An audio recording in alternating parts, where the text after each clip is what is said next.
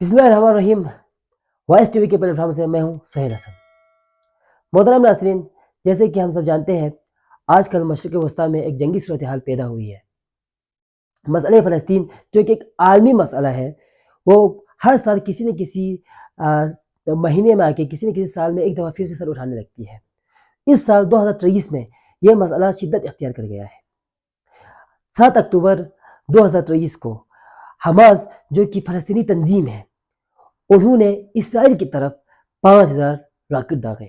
اسرائیل جس کے پاس دنیا کا سب سے جدید ترین میزائل سسٹم موجود ہے، جسے آئرن ڈوم کہا جاتا ہے، وہ 5000 راکٹ ایک ساتھ فائرنگ کرنے کی وجہ سے وہ ان سب کو نہیں روک سکا اور بہت سارے میزائل جو ہے وہ اسرائیل کے شہری علاقوں میں گرے، جس سے بہت سارے شہری مارے گئے ہیں۔ ساتھ ہی ساتھ اسرائیل کے بہت سارے فوجی بھی مارے گئے اور بہت سارے فوجی اس کے اگلے دن صبح حماس کے ہتھے چڑھ گئے، اور حماس نے اس کے ویڈیوز بھی جاری کیے جس میں اسرائیل کے بہت سارے اسرائیلی فوجیوں کے آفیسر بھی شامل تھے، ان کے ساتھ ویڈیوز بنا کے سوشل میڈیا پر شیئر کیے۔ ہم نے بہت سارے ایسے ویڈیوز دیکھے جس میں اسرائیل کے ساتھ اسرائیل کے شہری مارے جا رہے تھے، اسرائیل وہاں پر میزائل داغے جا رہے تھے۔ لیکن اسی دن اسرائیل کا جو پرائم منسٹر ہے نیتن یاہو، انہوں نے اعلان کیا کہ یہ جنگ ہم نے شروع نہیں کی ہے، حماس نے شروع کیا ہے، لیکن ہم اس جنگ کو اینڈ کریں گے۔ اسی کے ساتھ انہوں نے کہا کہ اسرائیل جو ہے وہ اب اسٹیٹ آف وار میں شامل ہو چکے ہیں، اسرائیل جنگی حالت میں موجود ہے، تو وہ فل پریپریشن کے ساتھ اس وار میں جائیں گے۔ انہوں نے یہی کیا، انہوں نے مکمل اپنی ٹیکنالوجی کے ساتھ، مکمل اپنے طاقت کے ساتھ انہوں نے حماس کے اوپر حملہ کر دیا، غزہ پر حملہ کر دیا۔ انہوں نے اپنے ایئر سسٹم کو پورا مکمل طور پر فعال کیا اس جنگ میں۔ اپنے فوجیوں کو، جو ان کے ریٹائر فوجی تھے، وہ بھی اس جنگ میں حماس کے خلاف لڑنے کے لیے آ گئے، اور انہوں نے تباہی مچا دی حماس پر۔ اور اب تک کی صورتحال کے مطابق تقریباً بہت سارے فلسطینی بچے مارے گئے ہیں، اور ساتھ ہی ساتھ 1000 سے اوپر ایسے بتائے جا رہے ہیں، تقریباً 2000 کہا جا رہا ہے کہ فلسطینی شہری جو ہے اس جنگ میں شہید ہو چکے ہیں، اور ساتھ ہی ساتھ بہت سارے بچے بھی شہید ہوئے اس جنگ میں۔ اور دوسری طرف جبکہ اسرائیل میں بھی تقریباً 181 فوجی اور 1000 سے 1200 زخمی شہری کی اطلاعات اب تک آ چکی ہیں، اور اس اسرائیل میں موجود تقریباً 22 امریکی شہری بھی اس جنگ میں مارے جا چکے ہیں۔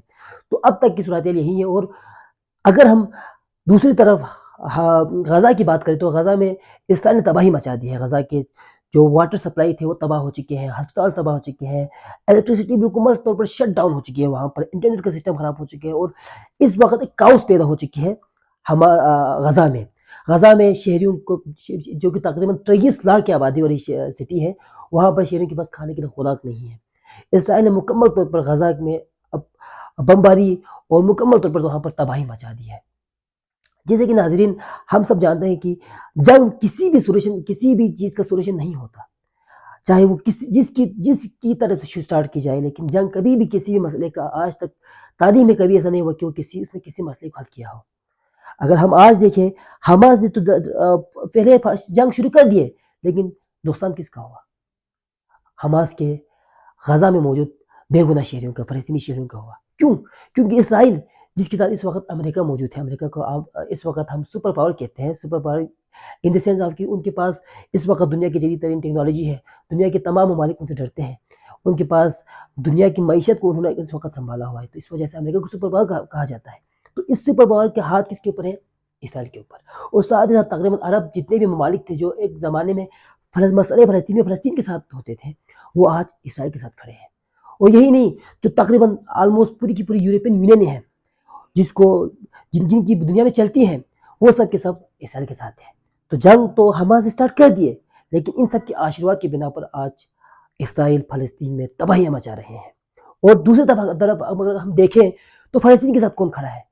اگر ہم مسلم ممالک کی بات کریں تو ایک ملک نے کھلا ساتھ دیا، وہ ہے ایران، جو کہ خود بھی بہت ساری معاشی پابندیوں کا شکار ہے، لیکن انہوں نے پھر بھی اپنی طرف سے پوری کوشش کی کہ وہ فلسطین کی مدد کر سکے۔ اور اگر ہم یورپین کنٹریز میں دیکھیں تو آئرلینڈ واحد ملک ہے جس نے اپنے پارلیمنٹ میں شدید مذمت کی ہے اسرائیلی جارحیت کے۔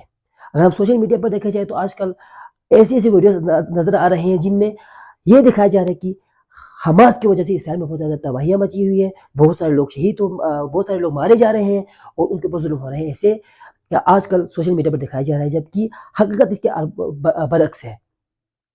اس وقت بہت سارے ایسے ویڈیوز بھی ہمیں دیکھنے کو نظر آ رہے ہیں جس میں فلسطینی بچے جو بھوکے ننگے بھوکے پیٹ بھوکے ہیں، ان کے پاؤں ننگے ہیں، رو رہے ہیں، ان کے پاس کھانے کی خوراک نہیں ہے، خدا نخواستہ وہاں پر ایک غذائی قلت پیدا ہو سکتی ہے۔